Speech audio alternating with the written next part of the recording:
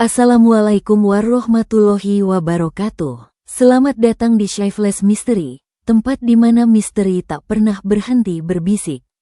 Hai para pendengar setia, para pembaca di shiftless.com, kali ini kami akan membawa Anda masuk ke dalam sebuah kisah yang bukan sekadar fiksi, tapi kisah yang terasa nyata, sesak, dan tak terlupakan. Bayangkanlah sebuah rumah yang terlihat biasa, namun di dalamnya tersembunyi sesuatu yang lebih tua dari waktu sendiri. Bayangkan suara yang datang dari balik dinding, jejak yang tak pernah bisa dijelaskan, dan bayangan yang mengikuti Anda tanpa ampun. Ini bukan sekadar mimpi buruk. Ini adalah kenyataan yang menanti di balik kebiasaan sehari-hari. Mari kita ikuti Ardan dan Sela, sepasang suami istri yang tinggal di sebuah kompleks tenang, yang tanpa mereka sadari, tinggal di samping sebuah gerbang yang tak pernah benar-benar tertutup, di mana pintu menuju dunia lain terbuka, dan makhluk yang mencari pengganti, akhirnya menemukan mereka. Sekarang, mari kita mulai kisahnya. Bersiaplah, karena setelah mendengarkan ini, Anda tidak akan bisa melihat rumah tetangga dengan cara yang sama lagi. Aku selalu percaya bahwa setiap lingkungan punya rahasia. Rahasia yang tidak pernah benar-benar terungkap, hanya berputar di antara bisikan-bisikan warga tua dan cerita lama yang perlahan lenyap ditelan waktu. Tapi tidak pernah kuduga, rahasia itu akan berhenti tepat di samping rumahku sendiri. Rumah tua yang tampak rapuh, dimakan usia, tapi menahan sesuatu yang membuat kulitku berdenyang tiap kali aku melewatinya. Namaku Ardan Wijaya. 5 tahun aku tinggal di kompleks Gria Wijaya Lestari bersama istriku, Sela. Tempat ini tenang, sedikit tua, dan lebih sering dipenuhi suara ayam berkokok daripada suara kendaraan. Sejak awal, kami pikir kehidupan di sini akan damai, sesuai mimpi kami berdua. Tapi ada satu hal yang tak pernah benar-benar cocok dengan suasana kompleks ini, rumah milik Pak Guntur yang berdiri tepat di samping rumah kami. Rumah itu selalu tampak gelap, jendela-jendelanya tertutup rapat, bahkan di siang hari. Pagar besinya jarang tertutup sepenuhnya, seolah-olah ada yang masuk dan keluar tanpa ingin diketahui. Dan renovasinya, entah sudah berapa lama berlangsung. Sejak aku pindah, rumah itu tidak pernah benar-benar selesai. Sehari dibangun, esoknya dihancurkan lagi. Atap diganti lalu dilepas. Dinding dicat lalu dikikis kembali. Lantai dipoles lalu dirusak. Begitu terus, tanpa kejelasan. Tak ada logika di baliknya. Suatu petang, aku duduk di teras sambil menyesap kopi. Udara sore terasa lebih sunyi dari biasanya. Tidak ada suara anak kecil bermain atau ibu-ibu mengobrol. Hanya ada suara angin yang menyapu dedaunan perlahan. Sela yang sedang menyiram tanaman di kebun kecil menghentikan pekerjaannya dan menatap ke arah rumah di samping. "Mas," katanya pelan, "kamu nggak ngerasa aneh? Renovasi rumah Pak Guntur itu nggak selesai-selesai. Bahkan makin kesini, makin aneh. Kayaknya ada yang nggak beres." Aku menoleh. Rumah itu tampak tidak bergerak, seperti bangunan yang membatu dalam kegelapannya. Tidak ada lampu menyala. Tidak ada bayangan orang lewat. Tidak ada suara apapun. Hanya keheningan yang menekan. Mungkin dia perfeksionis, kataku mencoba menenangkan diri dan Sela. Sela menggeleng pelan. "Mas, kalau perfeksionis, pasti ada hasilnya. Ini malah kayak dibuat lalu dihancurin lagi. Kayaknya ada maksud lain." Aku belum sempat menjawab ketika tiba-tiba terdengar suara keras dari dalam rumah itu. "Braak." Suara seperti balok besar dijatuhkan dengan sengaja. Sela terlonjak, air dari selang nyaris tumpah ke kakinya. Aku sendiri ikut tersentak, jantung berdetak lebih cepat. Kita berdua menoleh ke arah suara itu. Tapi tidak ada yang keluar. Tidak ada tukang yang berlari. Tidak ada suara orang mengomel. Tidak ada percakapan. Hanya senyap. "Mas, itu apa?" tanya Sela dengan suara gemetar. Aku tidak yakin dengan jawabanku sendiri ketika berkata, "Kayu jatuh. Mungkin tukangnya lagi kerja." Padahal sejak pagi tidak ada seorang pun yang masuk rumah itu. Malamnya, suara itu terulang lagi. Kali ini bukan suara benturan, tapi suara yang jauh lebih aneh.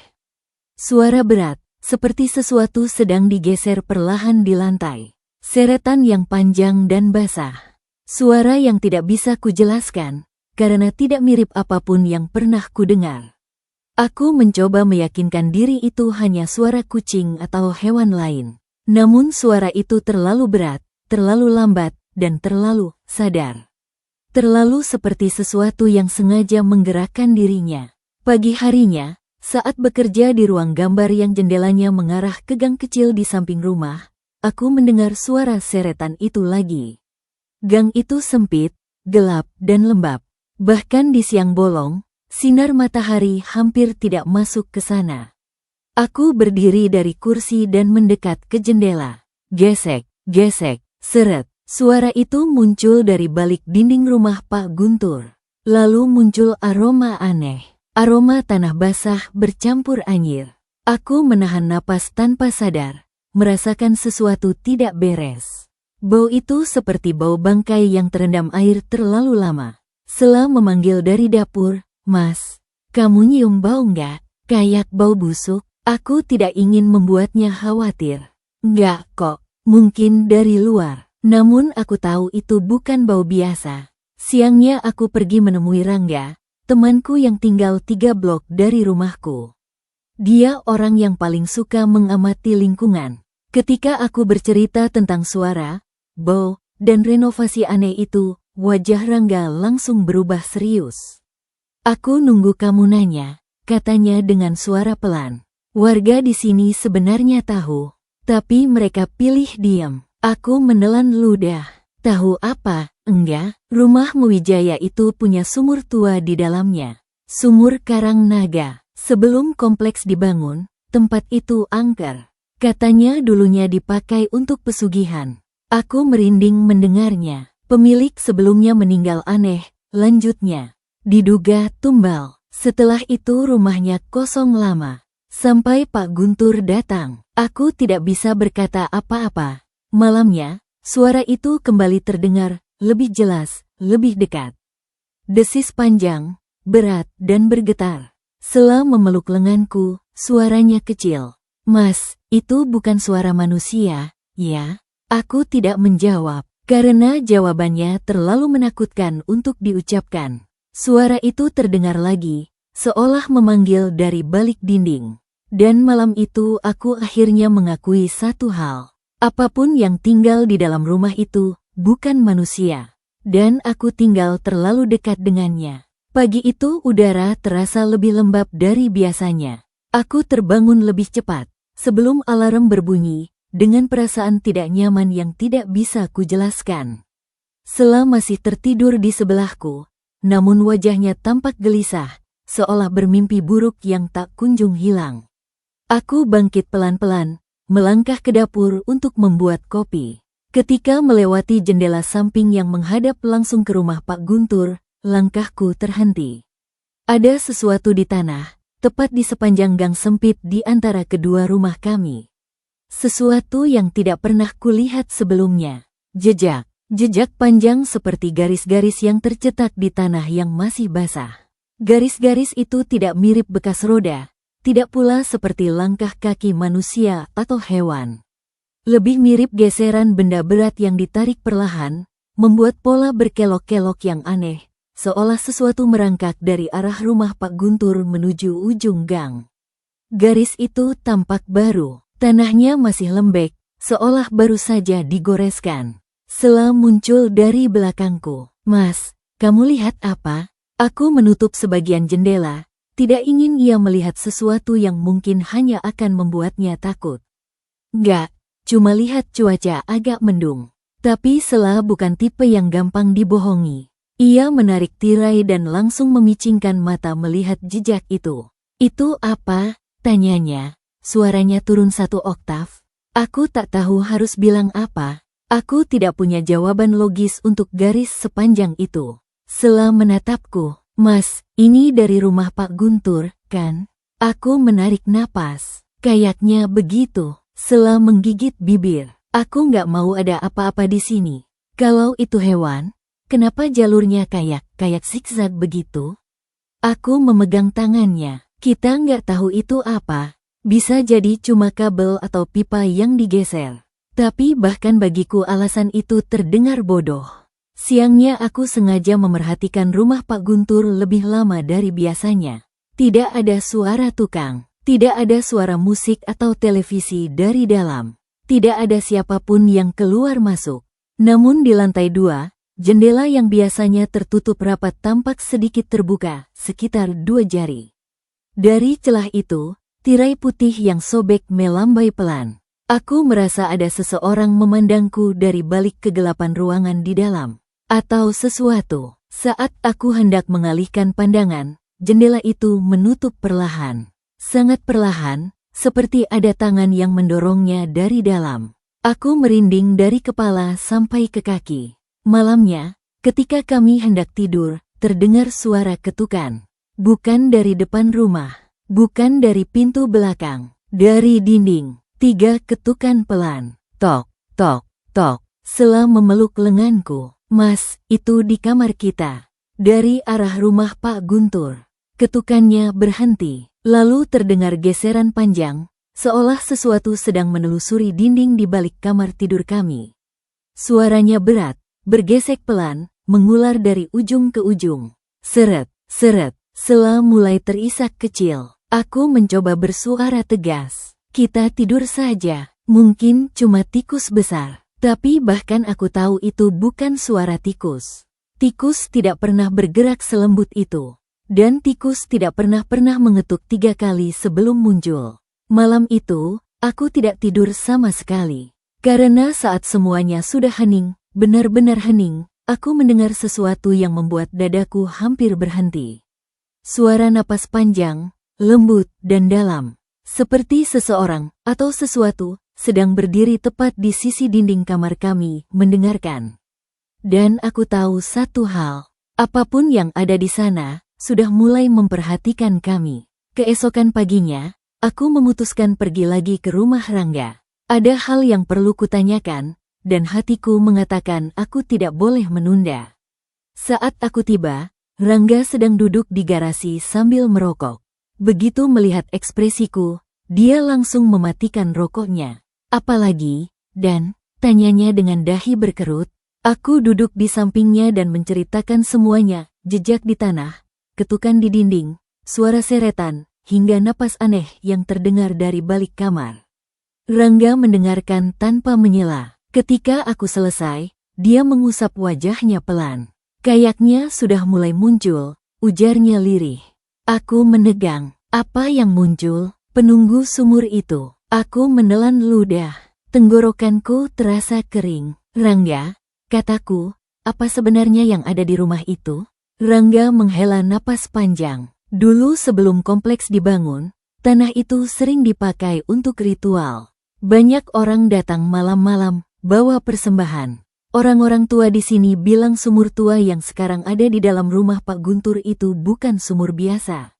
Aku merinding. Bukan sumur biasa gimana? Bukan tempat air. Lebih kayak pintu. Pintu kemana? Rangga melihatku lama, seolah menimbang apakah aku siap mendengar jawabannya. Ke bawah. Aku tertawa hambar. Maksudmu, sumur itu bukan cuma lubang. Katanya dulu ada tangga yang mengarah ke bawah. Tangga batu tua, dan bukan semua orang yang masuk bisa kembali. Aku tercekat, tanganku bergetar tanpa kusadari. Pak Guntur tahu ini sejak awal, lanjut Rangga. Dia memang sengaja membeli tanah itu. Konon dia percaya kalau seseorang bisa membuka kembali jalur sumur itu, ia bisa dapat kekayaan besar. Tapi jalurnya tertutup lama, sumurnya diam. Mungkin sekarang mulai aktif lagi. Aktif bagaimana? Rangga menatapku lama, mulai mencari. Tubuhku langsung seperti disiram air es.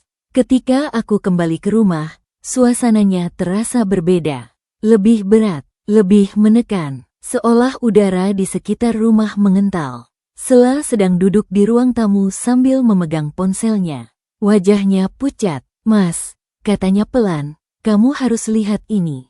Ia menunjukkan videonya. Rekaman dari CCTV depan rumah. Di layar terlihat depan rumah kami pukul 3 pagi. Sepi, tidak ada siapapun lewat. Angin bergerak pelan, namun ada sesuatu yang tampak jelas. Pagar rumah Pak Guntur yang tadinya tertutup, perlahan terbuka sendiri. Sangat perlahan, lalu berhenti setengah terbuka, seperti ada yang sengaja mendorongnya sedikit. Sela memegang lenganku. "Mas, kamu lihat itu?" Aku mengangguk. Tapi itu bukan bagian terburuknya. Di akhir rekaman, tepat sebelum video berakhir, sesuatu muncul di sudut gambar.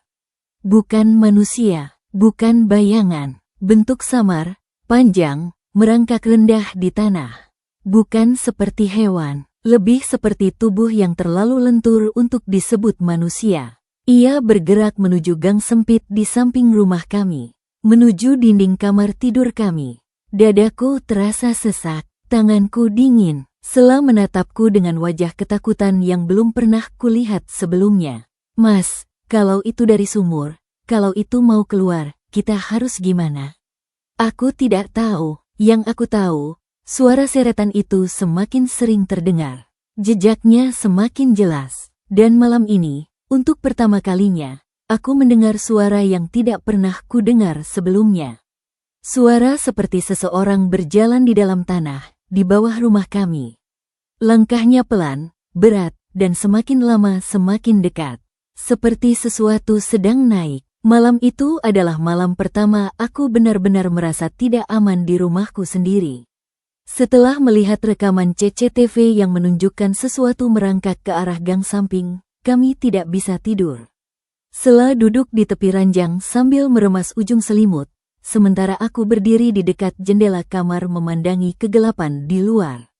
Suasana begitu sunyi, terlalu sunyi. Lalu terdengar lagi suara itu. Langkah, bukan langkah di atas tanah. Bukan pula langkah di lantai kayu. Tapi langkah yang datang dari bawah, seperti seseorang berjalan di ruang sempit di bawah pondasi rumah kami. Tok, tok, tok. Setiap ketukan seolah menghantam langsung dadaku. Sela menutup telinganya, berusaha tidak mendengarnya, tapi suara itu terlalu jelas. Aku menempelkan telingaku ke lantai. Tidak seharusnya aku melakukannya, namun aku butuh memastikan. Dan ketika telinga menempel di keramik, aku mendengar sesuatu yang membuat tubuhku terpaku. Bukan hanya langkah, ada suara napas, berat, dalam. Seolah seseorang yang bermulut besar sedang bernapas dengan mulut terbuka lebar, menghirup udara dengan rakus. Setiap tarikan napasnya menggetarkan lantai. Aku mundur cepat. "Sel, kita harus keluar dari kamar ini." Belum sempat kami bergerak, terdengar suara lain dari arah dinding kamar. Suara seperti kuku yang menyeret pelan, menggores dari ujung ke ujung. Sela memelukku erat. "Mas, kenapa dia bisa ada di bawah rumah kita?" Aku tidak tahu, tapi ada satu kemungkinan yang muncul di pikiranku. Sesuatu yang sangat tidak ingin kuakui. Jika ada pintu atau jalur menuju bawah tanah, seperti yang dikatakan Rangga, mungkin sumur tua itu tidak hanya menghubungkan rumah Pak Guntur dengan kedalaman tanah. Mungkin jalurnya bercabang. Mungkin salah satunya mengarah ke bawah rumah kami. Sela menatapku. "Kita harus lapor warga, Mas. Kita nggak bisa cuma diam." Aku mengangguk. Itu satu-satunya hal yang bisa kami lakukan. Pagi harinya aku mengajak Sela berjalan ke rumah Bu Rini, ketua RT. Wajahnya langsung kaget melihat kedatangan kami pagi-pagi. "Kalian kenapa?" Mukanya pucat sekali. Sela langsung menangis. Aku menceritakan semuanya, jejak misterius, suara di dinding, langkah-langkah di bawah tanah, bahkan rekaman CCTV. Wajah Bu Rini berubah tegang. "Sudah sampai sejauh ini, ya," katanya perlahan. Aku tersentak. Maksudnya, Bu Rini membiarkan kami duduk, lalu menatap kami lama sebelum bicara. Ini bukan pertama kalinya hal seperti ini terjadi di kompleks. Dulu sebelum kalian pindah, ada keluarga lain yang tinggal di blok yang sama. Mereka juga dekat dengan rumah itu. Aku mencondongkan tubuh. Terus, mereka sering dengar suara yang sama. Seretan, ketukan, bahkan langkah dari bawah tanah. Sela menutup mulutnya sok. Terus mereka sekarang di mana?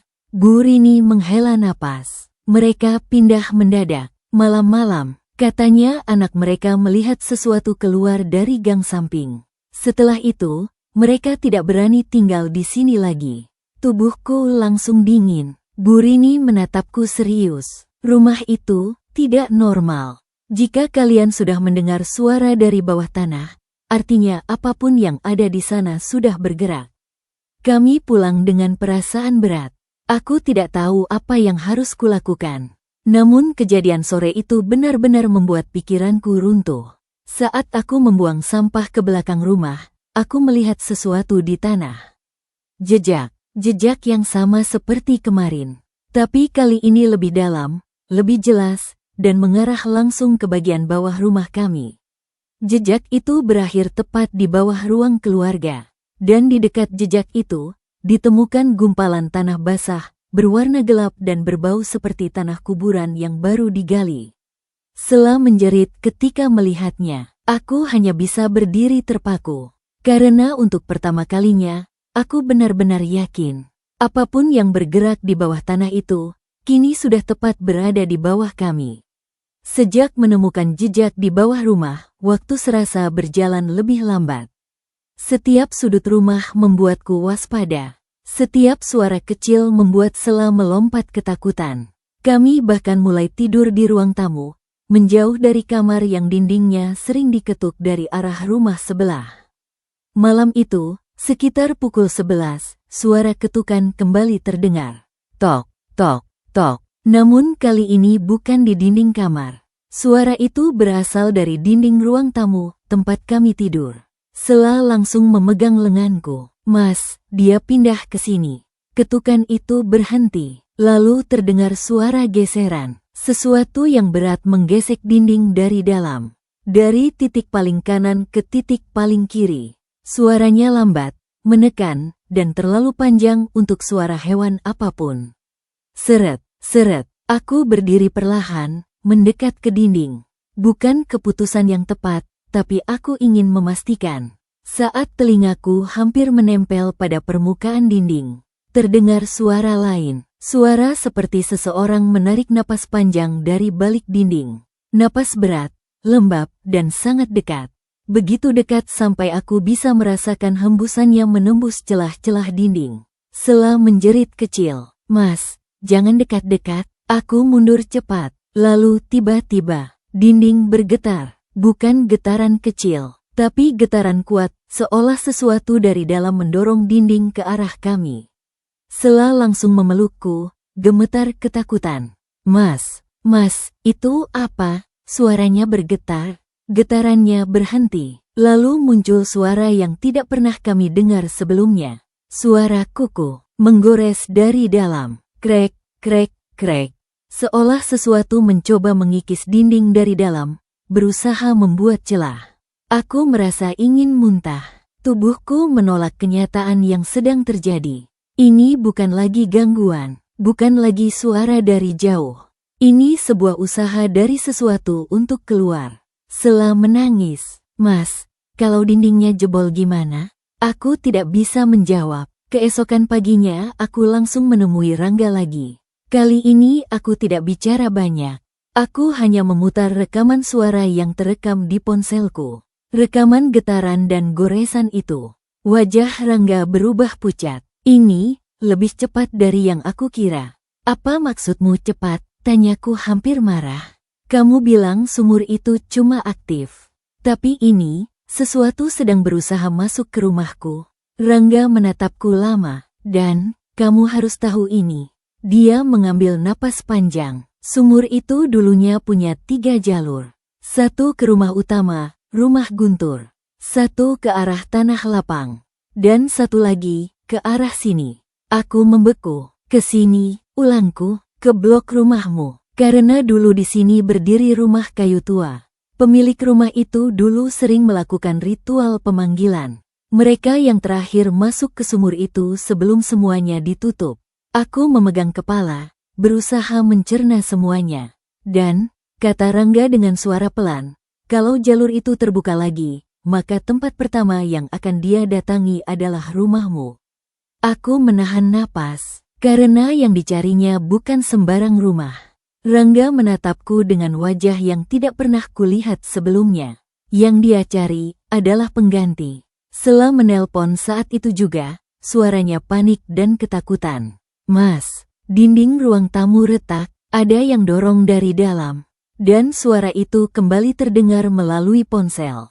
Ketukan, seretan, napas panjang, lebih dekat dari sebelumnya, lebih kuat dari sebelumnya. Dan untuk pertama kalinya, ada suara lain di balik dinding. Suara rendah, serak, dan seperti berbisik.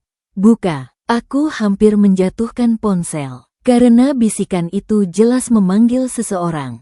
Dan itu memanggilku. Aku berlari pulang secepat mungkin begitu mendengar suara retakan dari ponsel. Nafasku tersengal-sengal ketika sampai di depan rumah.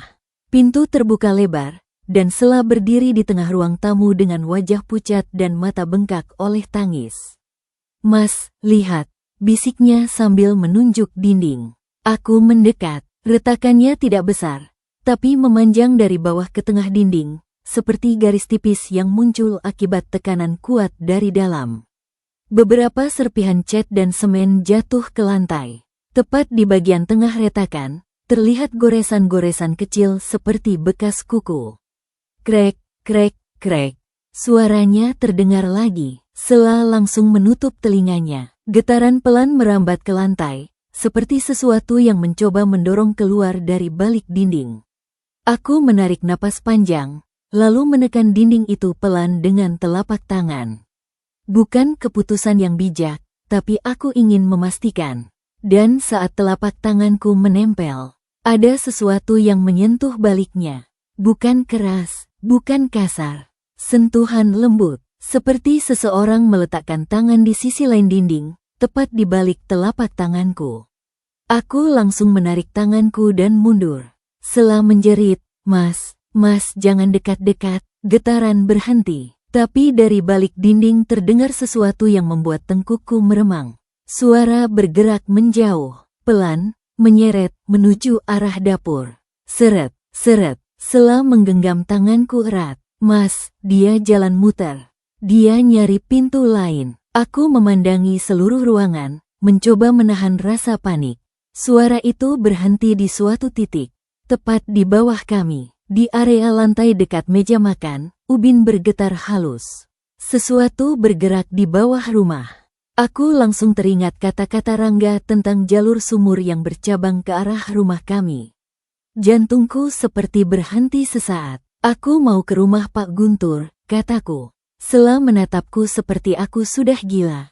"Mas, jangan. Kamu mau mati? Terserah biasanya apa yang keluar dari sana, Sel. Tapi kalau kita diam saja, dia akan terus mencoba masuk. Kita harus tahu apa sebenarnya yang ada di rumah itu." Sela menahan lenganku, tangannya gemetar. "Kalau kamu masuk, kamu nggak tahu apa yang nunggu di dalam." Aku memeluknya sebentar. Aku janji balik. Sela tidak menjawab, tapi tatapan matanya mengatakan bahwa ia tidak yakin janji itu bisa kupenuhi. Aku mengambil senter dan kunci, lalu melangkah keluar rumah menuju rumah Pak Guntur yang kusut, sepi, dan terasa lebih gelap dari sebelumnya. Di depan pagar rumah Pak Guntur, angin seperti berhenti bergerak. Pagar yang sudah lama berkarat itu terbuka pelan dengan sendirinya saat aku menyentuhnya. Seakan rumah itu memang sudah menungguku. Halaman rumah Pak Guntur dipenuhi rumput liar. Udara di sekitarnya terasa berat, seperti tidak bergerak sama sekali. Aku menyalakan senter dan mengarahkan cahayanya ke jendela lantai 2, tempat aku pernah melihat tirai putih sobek bergerak perlahan. Tirai itu masih ada, sobekannya seperti mulut besar yang menganga. Aku melangkah ke pintu depan. Pintu kayu itu retak-retak dan mengeluarkan suara panjang ketika didorong. Bau lembab dan tanah basah langsung keluar dari dalam rumah. Rumah itu gelap total, bukan gelap biasa, gelap yang seolah menelan cahaya. Senter yang kupegang hanya mampu menerangi sedikit bagian lantai dan dinding. Aku masuk pelan-pelan. Begitu melangkah 2 langkah, pintu di belakangku menutup sendiri. Tidak keras, tapi cukup untuk membuatku menelan ludah. Sial, gumamku. Ruang tamu rumah Pak Guntur kosong.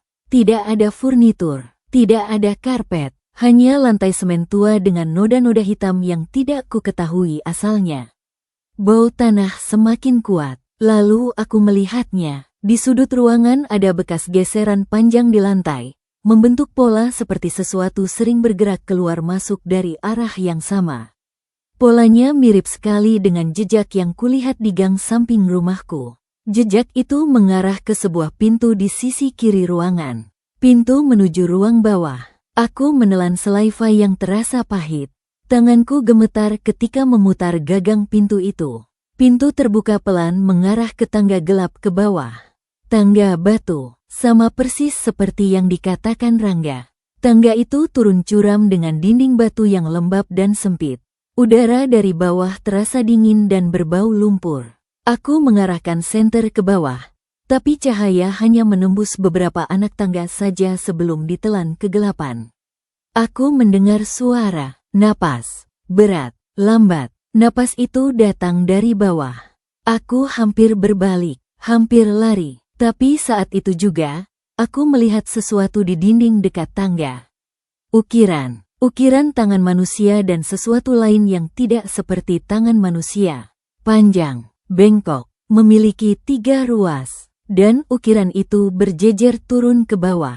Seakan menunjukkan jalur. Aku mundur 1 langkah ketika tiba-tiba terdengar suara lain dari kejauhan bawah tangga. Tok, tok, tok, 3 ketukan. Sama seperti ketukan di dinding rumahku. Hanya saja kali ini, suaranya jauh lebih jelas, lebih keras, dan disertai suara lain. Suara seperti seseorang menarik tubuhnya melalui lubang sempit. Seret, seret, aku mulai kehilangan kendali atas napasku. Tanganku yang memegang senter gemetar hebat.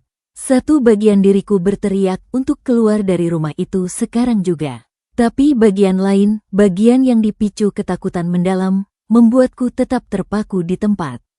Kemudian aku melihat sesuatu bergerak di kedalaman tangga. Sebuah bentuk, bukan manusia, bukan hewan. Bentuk panjang, kurus, merunduk dengan gerakan merayap lentur seperti tubuh yang tidak patah oleh tulang. Cahayaku menangkap sedikit bagian tubuhnya. Kulitnya pucat keabu-abuan seperti tanah basah.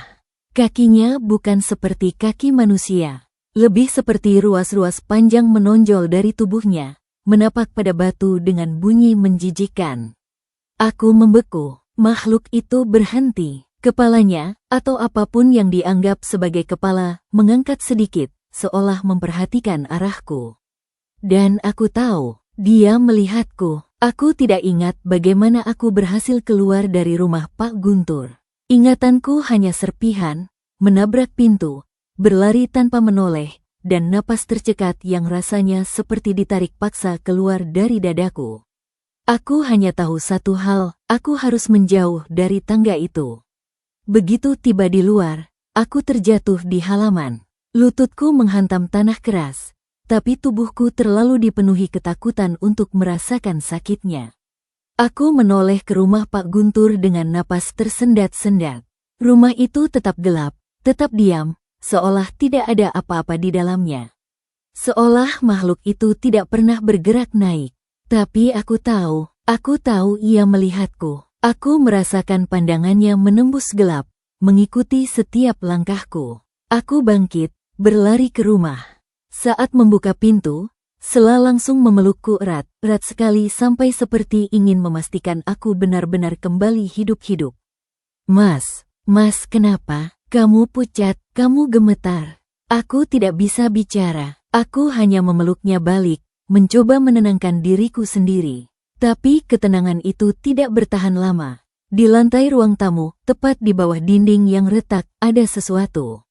Sebuah garis lumpur, bukan lumpur biasa. Warna tanah itu lebih gelap, lebih basah, dan berbau sama dengan udara di bawah tanah rumah Pak Guntur. Garisnya memanjang dari retakan dinding, mengarah ke tengah ruangan, lalu berhenti tiba-tiba. Sela menutup mulutnya. Mas, ini apa? Aku nggak tahu. Tapi sebenarnya aku tahu, itu bukan noda, itu jejak makhluk itu. Lalu malamnya, sesuatu terjadi.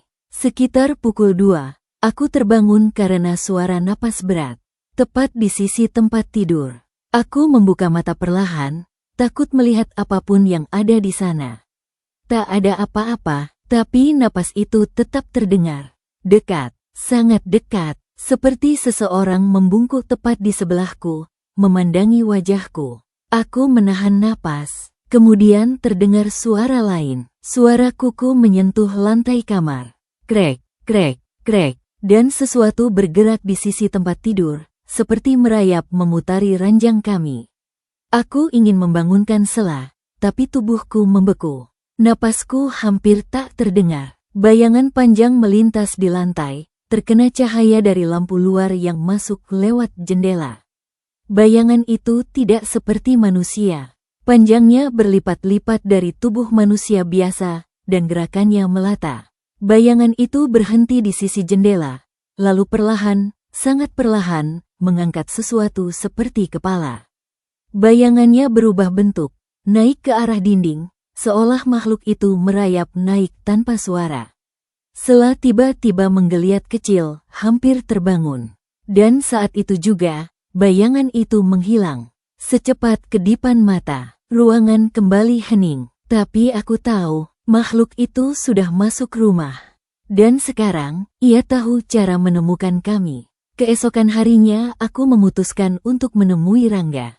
Aku butuh jawaban. Apapun yang ada di rumah itu sudah mengikuti kami hingga masuk ke rumah sendiri.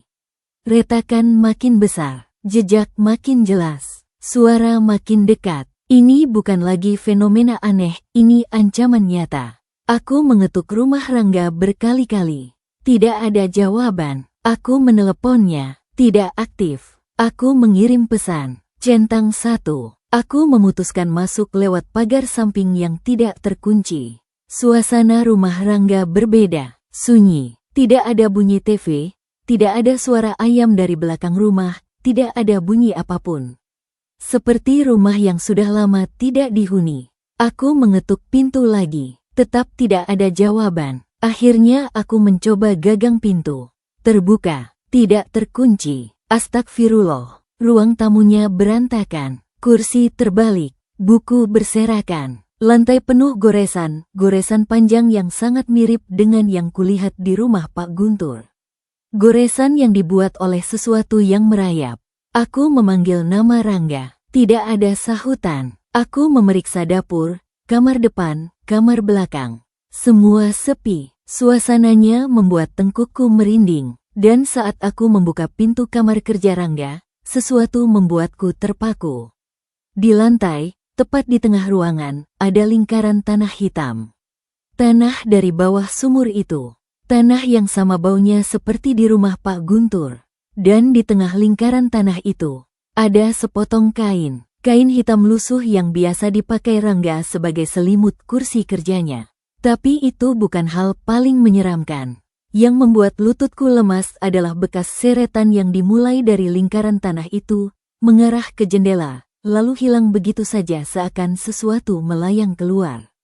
Tidak ada tanda Rangga, tidak ada mayat. Tidak ada darah, hanya bekas seretan panjang, berliku, dan berpasir.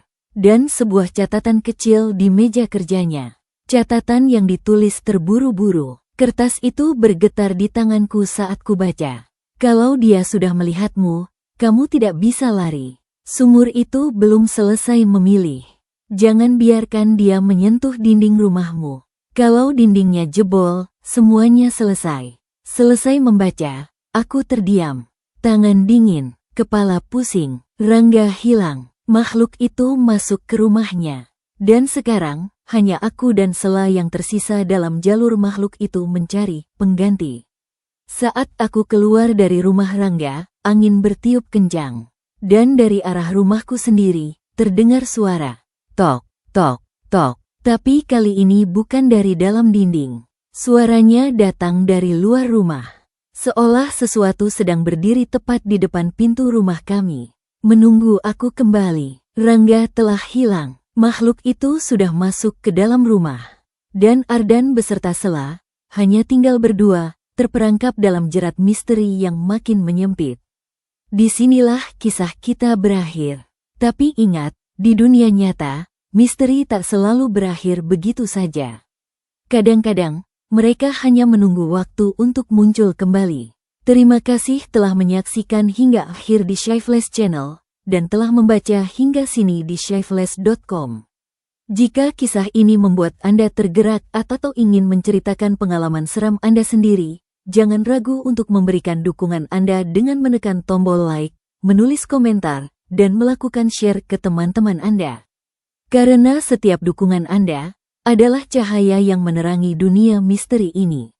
Sampai jumpa. Wassalamualaikum warahmatullahi wabarakatuh.